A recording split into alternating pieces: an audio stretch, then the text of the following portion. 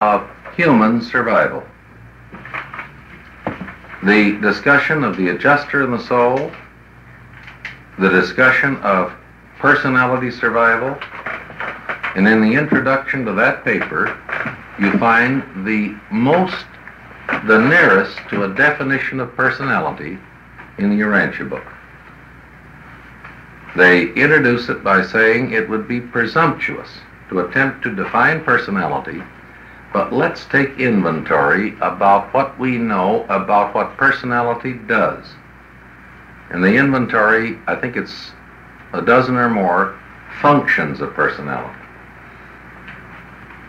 And then, of course, there's the fascinating paper on seraphic guardians of destiny, because they're intimately concerned with human survival, both as concerns the mechanics of survival and also their own personal ascent to paradise is dependent on their association with an ascending adjuster-fused mortal.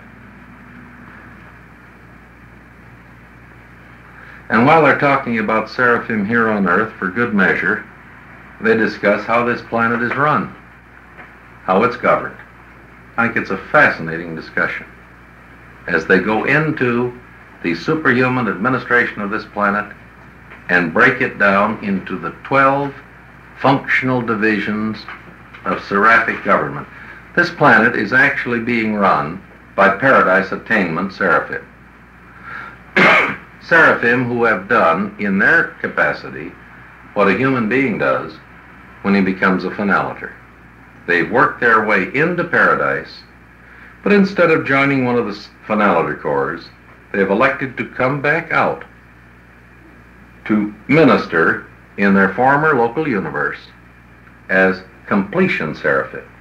And they're the beings that are charged with the administration of the evolving worlds.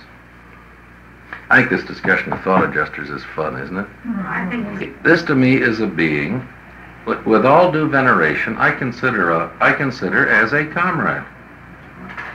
I mean, we're in this adventure together. And I believe he's going to get just as big a kick out of learning about my end of things as I'm going to get out of learning about his end of things. And I'm just practicing down here. And I'll bet a cookie most of it doesn't get through. But it's fun to practice.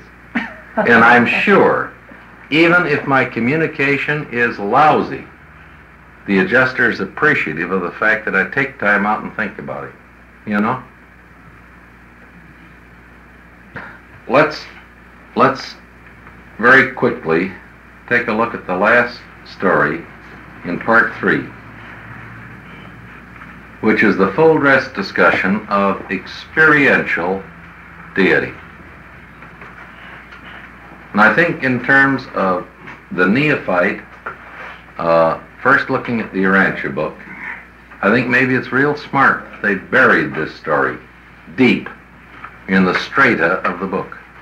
This would sort of scare the pants off of someone coming in for the first time. This story, I think, is one of the hardest to grasp. Because you see, by and large, Urantians come out of the Protestant Christian discipline. And our minds are not grooved to think in terms of experiential deity. Father, Son, Spirit, this clicks, you know, although the Spirit's a little bit different from what we're used to. But now all of a sudden, we have God in process of evolution. And I think of it as very simple.